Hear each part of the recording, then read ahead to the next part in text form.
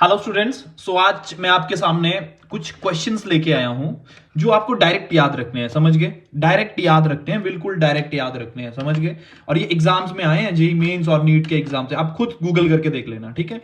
कभी भी आपको ऐसा कोई बेंजीन की रिंग मिल जाए, ठीक है, जिसमें डबल बॉन्ड हो अंदर और आगे लिखा हो कोल्ड डाइल्यूट KMnO4 या 1% KMnO4 लिखा हो, तो आपने इस बॉन्ड को तोड़ के OH लगा देना। बच्चों देखो, ये डायरेक्ट समझना है आपने, ठीक है?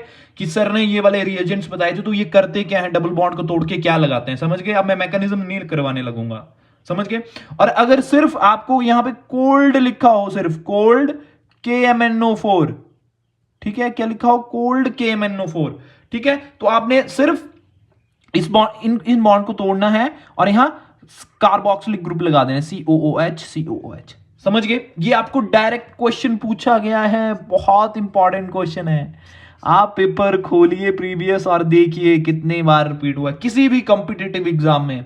जहां भी आपकी केमिस्ट्री आएगी, अगर पेपर अच्छे लेवल का हुआ तो ये क्वेश्चन आएंगे।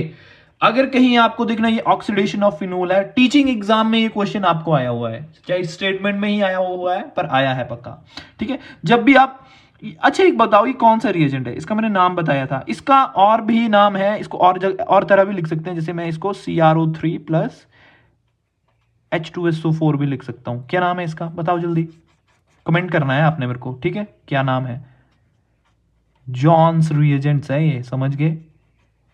ठीक है, और ये भी सेम ही है, Na2Cr2O7। समझ गए? तो ये अगर फिनोल को जब हम ऑक्सीडाइज करते हैं, ये स्ट्रॉन्ग ऑक्सीडाइजिंग एजेंट है, समझ गए? तो ये बेंजोक्विनोन बना देता है। समझ गए?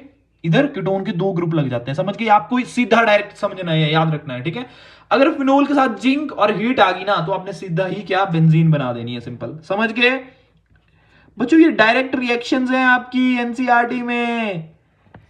समझ गए? आपको ये याद करना है एट एनी कॉस्ट। समझ गए?